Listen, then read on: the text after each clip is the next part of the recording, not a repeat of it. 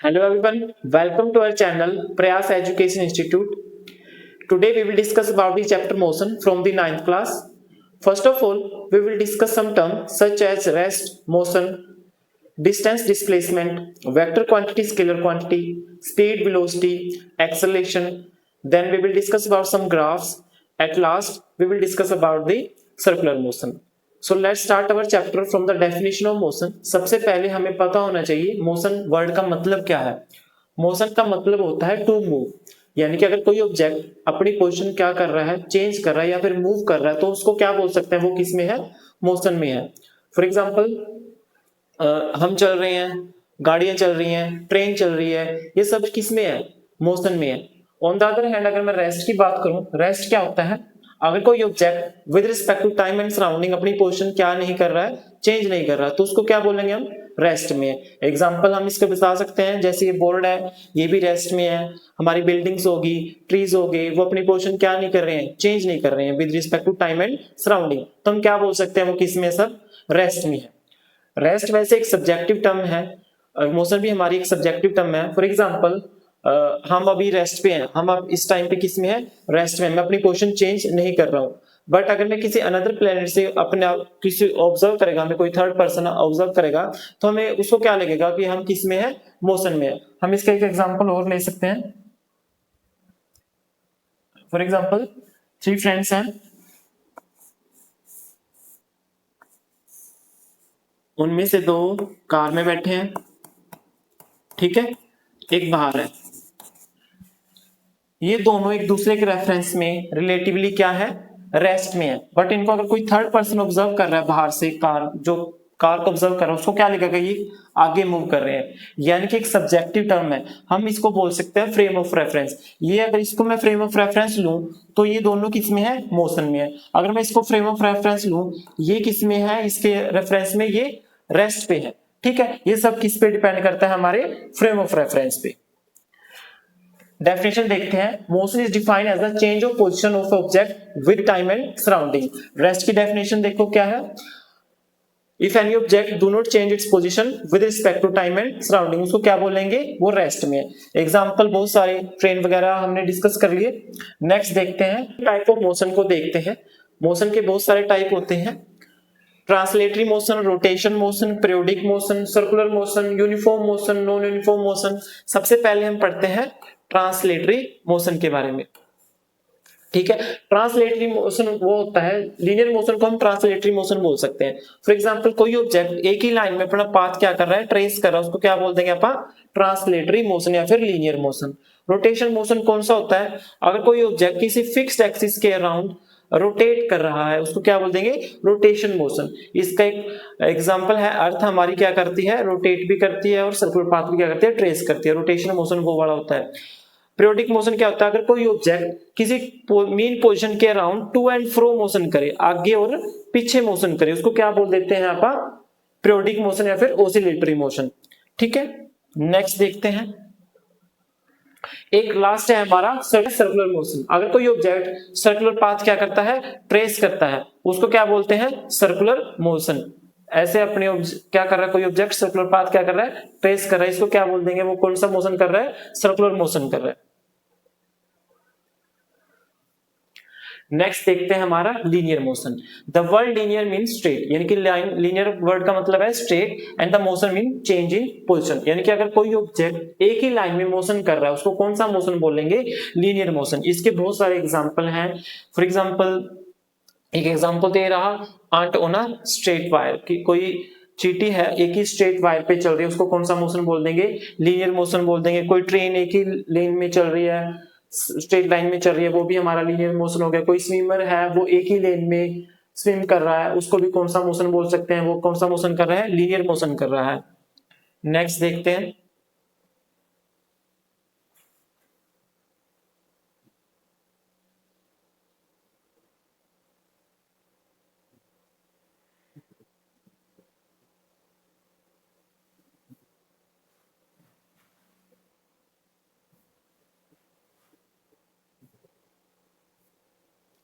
Next हमारा है uniform motion. अगर कोई object equal interval of time में इक्वल डिस्टेंस ट्रेवल कर रहा है, उसको क्या बोल देंगे अपन, कौन से मोशन कर रहा है, वो यूनिफॉर्म मोशन कर रहा है। फॉर एग्जाम्पल कोई ऑब्जेक्ट 10 AM पे कहां पे था, 0 पे था, ठीक है, वो 10:15 पे कहां पहुंच गया, 10 मीटर डिस्टेंस उसने क्या कर ली, ट्रेवल कर ली। फिर नेक्स्ट उसने 10:30 पे कहां पहुंच गया, 20 मीटर ट्रेवल कर ली। तो ये क्या कर रहा है, बार बार से इक्वल इंटरवल में, इक्वल इंटरवल ऑफ टाइम में क्या कर रहा है, इक्वल डिस्टेंस ट्रेवल कर रहा है। इसको क्या बोल सकते हैं अपन, कौन सा मोशन कर रहा है, यूनिफॉर्म मोशन कर रहा है, ठीक है। नेक्स्ट देखते हैं non uniform motion.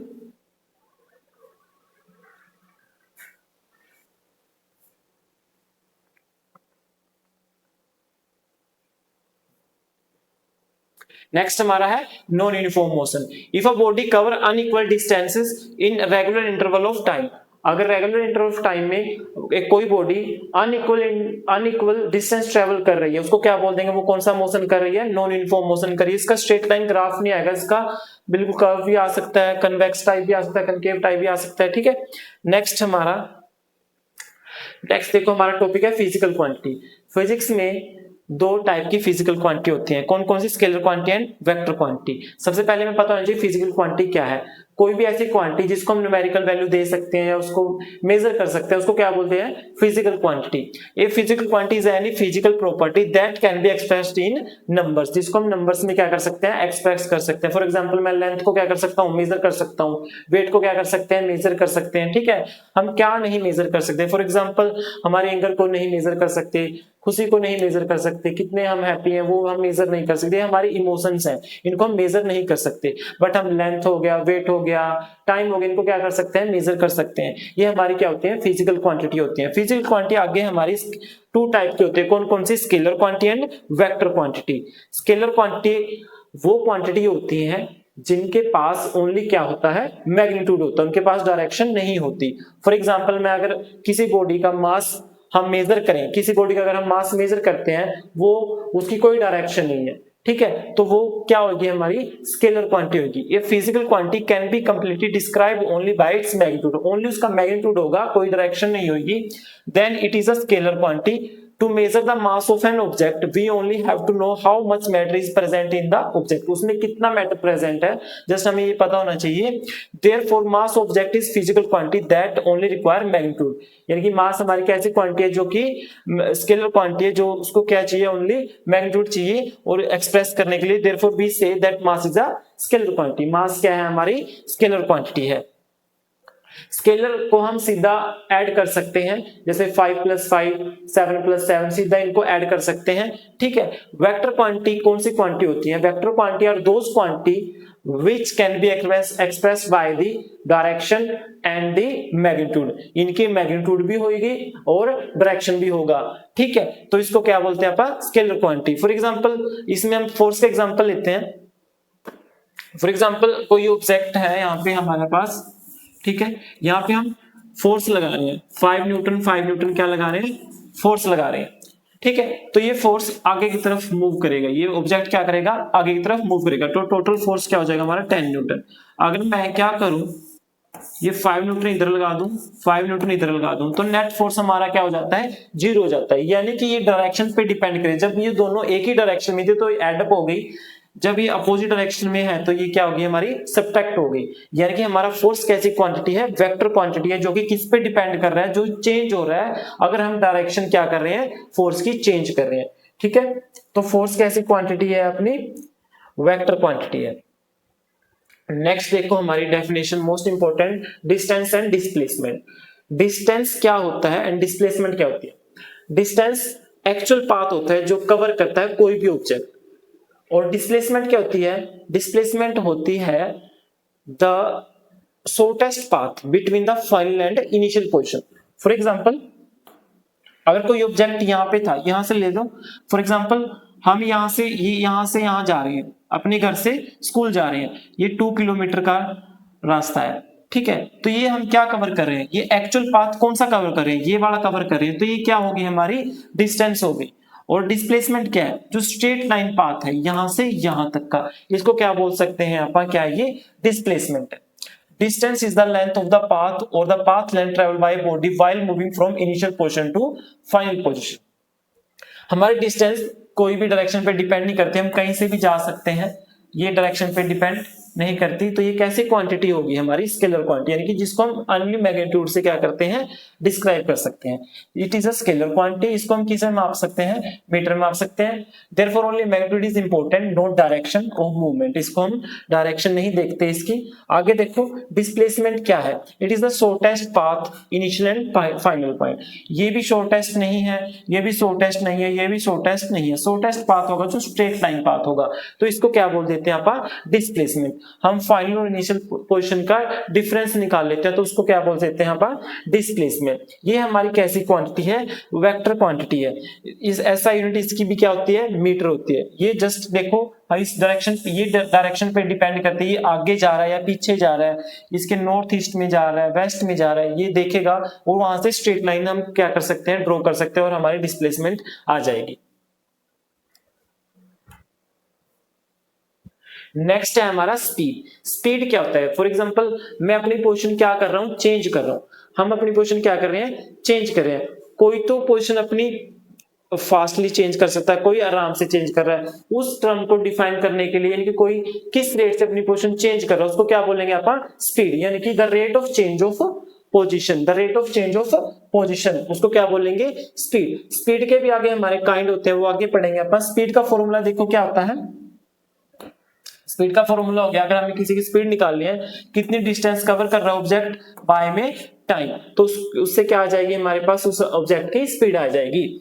A body travelling from one location to another might stop, slow down, speed up और मोर एट कांस्टेंट स्पीड। हमें पता है हमारी बॉडी कई बार जो यहाँ हम बाइक चला रहे हैं, हम सीधा तो एक ही स्पीड से तो जाते नहीं, कभी हमारी 50 होते हैं, कभी 60, अगर खाली रोड हो तो हम क्या कर सकते हैं, 70 पे भी चला लेते हैं, ठीक है। हम स्टॉप भी कर रहे हैं, बीच में हमें फ्रेंड्स मिल गए तो हम क्या करेंगे, रुक भी सकते हैं, ठीक है। तो एट लास्ट अगर मैं घर जाके देखूंगी मेरी एवरेज स्पीड क्या थी, हमारी बीच की स्पीड क्या थी, तो उसको कौन सी स्पीड बोलते हैं, एवरेज स्पीड या फिर मीन स्पीड, ठीक है। Average speed of body defined as the total distance travelled by and divide by the total time, यानी कि मुझे कोई डिस्टेंस कवर करने में कितना टाइम लग रहा है, वो उसको क्या बोल दूंगा मैं, एवरेज स्पीड। टोटल डिस्टेंस देख लो कितना था आपका डेस्टिनेशन तक का, और टोटल टाइम देख लो कितना था, दोनों को डिवाइड कर दो तो क्या आ जाएगी हमारे पास, एवरेज स्पीड। एवरेज का मतलब होता है जो मीन होती है, बीच वाली स्पीड होती है, ठीक है, उसको क्या बोल देते हैं आप, average speed. Mathematically average speed is given as the total distance by total time. इसकी यूनिट क्या होती है, किलोमीटर पर आवर या फिर मीटर पर सेकेंड, ये दो यूनिट होती है इसकी। और भी मेजर कर सकते हैं हम, यहाँ पे मीटर की जगह कुछ और भी आ सकता है जो हमारी लेंथ की यूनिट है, ठीक है। नेक्स्ट देखते हैं हम स्पीड की, और भी काइंड होते हैं। फॉर एग्जांपल स्पीड के देखो कौन कौन से काइंड होते हैं, हमारी एक एवरेज स्पीड होगी, एक होती है हमारी इंस्टेंटेनियस स्पीड, इंस्टेंटेनियस स्पीड, एक होती है हमारी uniform speed, uniform and non uniform speed. Instantaneous speed वो स्पीड होती है जो हम किसी इंस्टेंट पे चेक करते हैं। फॉर एग्जांपल हम बाइक चला रहे हैं और मैं उस इंस्टेंट पे अपनी स्पीड चेक करूं, जैसे मेरी एक इंस्टेंट पे स्पीड होगी 40, उस अगले इंस्टेंट पे स्पीड होगी मेरी 42, फिर होगी 43, जो एक इंस्टेंट पे बहुत छोटे टाइम इंटरवल में अगर मैं स्पीड चेक करता हूं तो उसको बोलते हैं इंस्टेंटेनियस स्पीड। यूनिफॉर्म स्पीड कौन सी होती है हमारी, यानी कि अगर मैं एक ही स्पीड से चल रहा हूं वो कौन सी होगी, हमारी यूनिफॉर्म स्पीड हो जाती है। नॉन यूनिफॉर्म स्पीड क्या होती है हमारी, नॉन यूनिफॉर्म स्पीड मैं कभी तेज चला रहा हूं, कभी आराम से चला रहा हूं, कभी तेज चला रहा हूं, कभी आराम से चला रहा हूं, उसको क्या बोल देंगे अपन, non uniform speed, okay. Next हमारा वेलोसिटी। वेलोसिटी होती है, स्पीड ही होती है बट इसकी डायरेक्शन भी होगी। जो हमारी स्पीड है वो स्केलर क्वांटिटी है, उसके हम डायरेक्शन नहीं देखते, बट जो हमारी वेलोसिटी है इसमें हम डायरेक्शन भी हमारे लिए क्या करती है, मैटर करती है। यानी कि स्पीड होगी विद डायरेक्शन, उसको क्या बोल देंगे, velocity. When we include the direction of motion with speed, जब हम स्पीड के साथ उसकी डायरेक्शन भी इंक्लूड करते हैं उसको क्या बोल देते हैं अपन, velocity. We are talking of the physical quantity called velocity. Thus, velocity is a speed with direction. Velocity is defined as the rate of change of displacement. हमारी डिस्टेंस वहां पे क्या था, स्पीड में फॉर्मूला क्या था हमारा, डिस्टेंस बाय टाइम। वेलोसिटी में फॉर्मूला क्या होगा हमारा, डिस्प्लेसमेंट बाय टाइम, क्योंकि ये भी हमारी कैसी क्वांटिटी है, वेक्टर क्वांटिटी, तो ये भी हमारी वेक्टर क्वांटिटी आएगी। लास्ट स्पीड में क्या था, वो डिस्टेंस हमारी क्या थी, स्केलर क्वांटिटी, और स्पीड भी हमारी कैसी क्वांटिटी आई थी, स्केलर क्वांटिटी आई थी, ठीक है।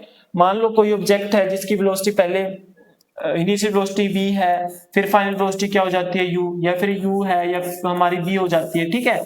तो हम अगर हमें एवरेज वेलोसिटी निकालनी है तो इसके भी अलग अलग काइंड होते हैं। For example average velocity, instantaneous velocity, uniform velocity, non uniform velocity same होते हैं, ठीक है। अगर मुझे एवरेज वेलोसिटी निकालनी है तो क्या करूंगा मैं, initial velocity plus final velocity divide by time, ठीक है। तो इससे हमारी क्या आ जाएगी, एवरेज वेलोसिटी आ जाएगी। नेक्स्ट है हमारा एक्सेलरेशन। देखो जब मैं पोजीशन चेंज कर रहा था, कोई ऑब्जेक्ट यहां से यहां पे जा रहा है, ये अपनी क्या कर रहा है, पोजीशन चेंज कर रहा है। जब कोई अपनी पोजीशन चेंज कर रहा है तो क्या आ जा रही है हमारे पास, वेलोसिटी या स्पीड आ रही है, वेलोसिटी या फिर स्पीड आ रही है। जब कोई ऑब्जेक्ट अपनी वेलोसिटी या स्पीड भी चेंज करे तो हमारे पास क्या आ जाती है, एक्सेलरेशन आ जाती है। पोजीशन से हमारे पास आई वेलोसिटी, वेलोसिटी से हमारे पास क्या आ गई, एक्सेलरेशन। एक्सेलरेशन क्या होता है, the rate of change of velocity, किस रेट से कोई ऑब्जेक्ट अपनी वेलोसिटी क्या कर रहा है, चेंज कर रहा है, उसको क्या बोल देंगे अपन, acceleration. It is a vector quantity and its direction is given by the direction of force causing the acceleration. जिस डायरेक्शन में फोर्स लग रहा है उसी डायरेक्शन में हमारी एक्सेलरेशन होती है, उसके द्वारा हम इसकी क्या कर सकते हैं, डायरेक्शन निकाल सकते हैं। इसका फॉर्मूला देखो क्या होता है, mathematical acceleration is given by the change in velocity divide by time taken. Suppose the velocity of car is u, हम क्या मान लेते हैं, हमारी इनिशियल वेलोसिटी क्या है, किसी कार की u है, at time t1, later at time t2 velocity become v, फिर हमारी वेलोसिटी क्या होगी, v हो गई। चेंज इन वेलोसिटी निकाल लो, v माइनस u, और टाइम इंटरवल कितना हो गया, t2 माइनस t1। तो एक्सेलरेशन कैसे निकालेंगे, v minus u change in velocity bye में टाइम t2 माइनस t1, इससे क्या आ जाएगी हमारे पास, एक्सेलरेशन आ जाएगी। इसकी यूनिट क्या बनेगी, जैसे इसकी यूनिट होती है मीटर पर सेकंड और टाइम की यूनिट क्या होती है सेकंड, तो इसकी यूनिट क्या आ जाएगी हमारे पास, मीटर पर सेकंड स्क्वायर। एक्सेलरेशन की यूनिट हमारे पास क्या आ जाएगी, मीटर पर सेकंड स्क्वायर। नेक्स्ट हमारी एक्सेलरेशन के बहुत सारे काइंड होते हैं। फॉर एग्जांपल यूनिफॉर्म एक्सेलरेशन हो गया, कांस्टेंट एक्सेलरेशन हो गया, एक हमारा क्या होगा, नॉन यूनिफॉर्म। अगर कोई ऑब्जेक्ट शुरू में उसकी एक्सेलरेशन मान ले, शुरू में एक्सेलरेशन 1 थी, बाद में चेक करी फिर भी 1 थी, फिर बाद में चेक करी फिर भी 1 थी, तो इसको क्या बोल देंगे, कांस्टेंट एक्सेलरेशन है, ठीक है। यानी कि ऑब्जेक्ट कांस्टेंट एक्सेलरेशन कर रहा है। और नेक्स्ट अगर कोई ऑब्जेक्ट अपनी एक्सेलरेशन इंक्रीज कर रहा है बट एक इक्वल रेशियो से कर रहा है, जैसे 1 से 2 होगी, 2 से 3 होगी, 3 से 4 होगी, 4 से 5 होगी, ये किस रेशियो से, एक रेशियो से इंक्रीज हो रहा है, इसको क्या बोल लेंगे अपन, कौन सी एक्सेलरेशन है ये, यूनिफॉर्म एक्सेलरेशन। ये कौन सी थी हमारी, कांस्टेंट एक्सेलरेशन। नेक्स्ट है हमारा नॉन यूनिफॉर्म एक्सेलरेशन। देखो ये कांस्टेंट एक्सेलरेशन का ग्राफ है और ये हमारा यूनिफॉर्म एक्सेलरेशन का ग्राफ है, और ये जो हमारा ये है नॉन यूनिफॉर्म एक्सेलरेशन का ग्राफ है, ठीक है। नॉन यूनिफॉर्म एक्सेलरेशन कौन सी एक्सेलरेशन होती है, जिसका कुछ भी पैटर्न नहीं होता। मान लो पहले की एक्सेलरेशन 2 थी, फिर 1 होगी, फिर 3 होगी, फिर 4 होगी, फिर 0.5 होगी, कुछ भी हो सकती है, ठीक है। वो ये कौन सी एक्सेलरेशन होगी हमारी, नॉन यूनिफॉर्म एक्सेलरेशन। आगे हम एक थोड़ा और बात करते हैं, हमारी एक पॉजिटिव एक्सेलरेशन होती है, एक नेगेटिव एक्सेलरेशन होती है। इसको हम एक्सेलरेशन बोल सकते हैं, नेगेटिव एक्सेलरेशन को हम रिटार्डेशन भी बोल देते हैं। फॉर एग्जांपल अगर हमारी वेलोसिटी की डायरेक्शन भी ये है और मूव इसी डायरेक्शन में कर रहे हैं हम, हमारी एक्सेलरेशन भी इसी डायरेक्शन में है, वेलोसिटी की डायरेक्शन भी ये और एक्सेलरेशन की डायरेक्शन भी सेम, तो हम इसको क्या बोल देंगे, पॉजिटिव एक्सेलरेशन। अगर हमारी डायरेक्शन, वेलोसिटी की डायरेक्शन ये है और हम ब्रेक लगा रहे हैं हमारी एक्सेलरेशन की डायरेक्शन अपोजिट साइड में, तो ये कौन सी एक्सेलरेशन हो जाती है, नेगेटिव एक्सेलरेशन। आज के लिए इतना ही काफी। नेक्स्ट सेशन में हम क्या पढ़ेंगे, इक्वेशन ऑफ मोशन पढ़ेंगे, ग्राफ्स के बारे में पढ़ेंगे एंड सर्कुलर मोशन के बारे में पढ़ेंगे। Thank you so much.